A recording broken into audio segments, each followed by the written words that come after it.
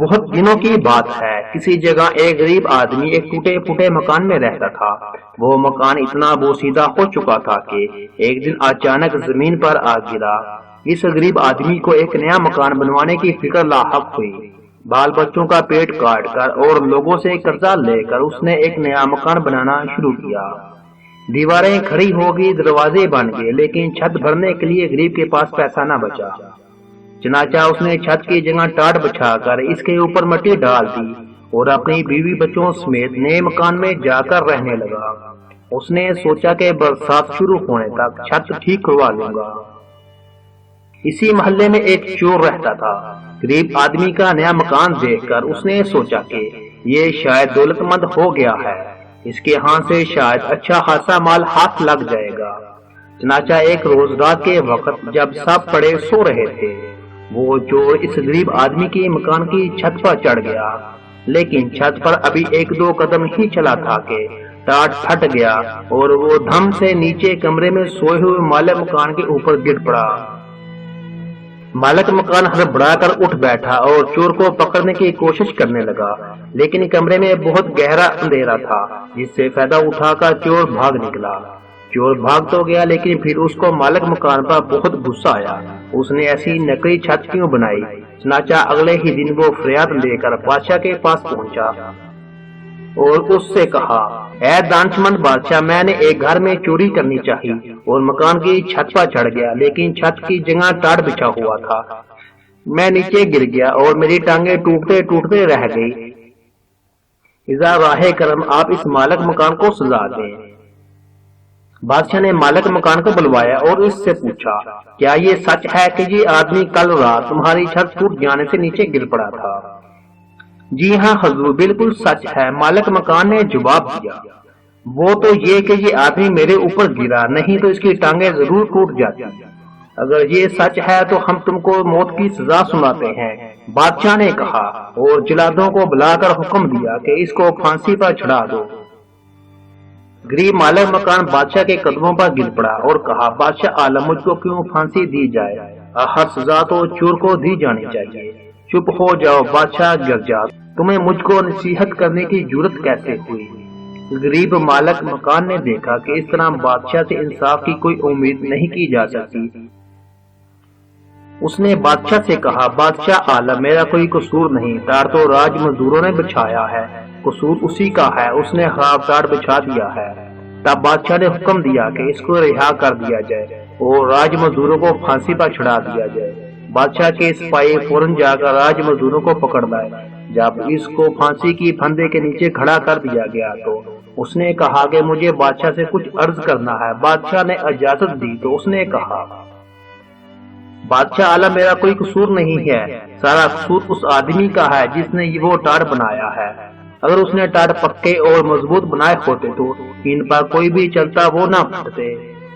بادشاہ کے حکم پر راج مزدوروں کو بھی چھوڑ دیا گیا اور ٹاٹ بنانے والوں کو پکڑ کر لایا گیا۔ اسے بادشاہ کے سامنے پیش کیا گیا تو بادشاہ نے اس سے پوچھا، کیا ٹاٹ تم نے بنائے تھے؟ جی ہاں حضور، میں نے ہی بنائے تھے، اس آدمی نے جواب دیا۔ تب تو سارا قصور تمہارا ہے، بادشاہ نے گرج کر کہا۔ اس نے اسے پھانسی پر چڑھانے کا حکم دے دیا۔ بادشاہ سلامت، میں آپ سے کچھ ضروری بات عرض کرنا چاہتا ہوں۔ ٹاٹ بنانے والے نے کہا، بات یہ ہے کہ میرے بنائے ہوئے ٹاٹ ہمیشہ بڑے پکے ہوتے ہیں، لیکن جس وقت میں یہ ٹاٹ بنا رہا تھا اسی وقت میرے ایک پڑوسی نے، جس کو کبوتر اڑانے کا شوق ہے، اپنے کبوتر اڑا دیے۔ وہ آسمان میں اڑتے پھر رہے تھے، کلا بازیاں کھا رہے تھے، میں ان کا تماشا دیکھنے لگا۔ اس کا اثر میرے کام پر پڑا اور میں نے ٹاٹ کمزور بنا دیے۔ قصور میرا نہیں بلکہ اس کبوتر باز کا ہے۔ اب بادشاہ کے حکم پر ٹاٹ بنانے والوں کو بھی چھوڑ دیا گیا، کبوتر باز کو پکڑ کر لایا گیا۔ پھانسی کی سزا سن کر کبوتر باز نے بادشاہ سے کہا، جہاں پناہ، یہ ٹھیک ہے کہ مجھے کبوتر اڑانے کا شوق ہے، لیکن اس میں کیا برائی ہے؟ اگر آپ مجھے پھانسی پر چڑھا دیں گے تو اس سے کسی کا بھلا نہیں ہوگا۔ کسی بے گناہ کی جان لینے سے یہ کہیں بہتر ہے کہ آپ چور ہی کو قتل کروا دیں۔ تب لوگ چین اور آرام سے زندگی بسر کرنے لگیں گے۔ ہاں ٹھیک ہے، بادشاہ نے کہا، سارا قصور چور ہی کا ہے، اور اس نے حکم دیا چور کو پکڑ کر لایا جائے اور اس کو پھانسی پر چڑھا دیا جائے۔ جلاد فوراً چور کو پکڑ لائے اور اس کو پھانسی کے پھندے کے نیچے کھڑا کر دیا گیا، لیکن معلوم ہوا کہ اس کا قد ضرورت سے زیادہ اونچا ہے، اس کے پاؤں کسی طرح زمین سے اوپر نہیں اٹھ رہے۔ بادشاہ کو اس کی اطلاع دی گئی تو اس نے جھنجھلا کر کہا، احمق کہیں کہ یہ چھوٹی سی بات بھی مجھ سے پوچھتے ہو؟ چور کا قد ذرا سا لمبا ہے تو تم کسی ایسے آدمی کو کیوں نہیں پکڑ لاتے جس کا قد ذرا سا نیچے ہو؟ اتنی موٹی سی بات بھی تمہاری سمجھ میں نہیں آتی۔ جلاد دوڑتے ہوئے نزدیک چرواہے پر گئے۔ ایک چھوٹے قد کا آدمی آٹے کا ایک بورا پیٹھ پر اٹھائے ہوئے جا رہا تھا۔ جلادوں نے فوراً اس کو پکڑ لیا اور لا کر پھانسی کے پھندے کے نیچے کھڑا کر دیا۔ وہ چھوٹے قد کا آدمی چلا رہا تھا اور جلادوں سے پوچھ رہا تھا کہ میرا قصور کیا ہے، مجھے کیوں پھانسی پر چڑھاتے ہو؟ اتنے میں خود بادشاہ بھی تماشا دیکھنے ادھر آ گیا۔ وہ آدمی بادشاہ سے گڑ گڑا کر کہنے لگا، میرے مالک، میں ایک غریب آدمی ہوں، پہاڑ سے لکڑیاں کاٹ کر بیچتا ہوں اور لوگوں کا سامان ڈھوتا ہوں، اس طرح اپنے بال بچوں کا پیٹ پالتا ہوں۔ آخر میں نے کون سا گناہ کیا ہے؟ کس بات کے لیے آپ مجھ کو پھانسی دینا چاہتے ہیں؟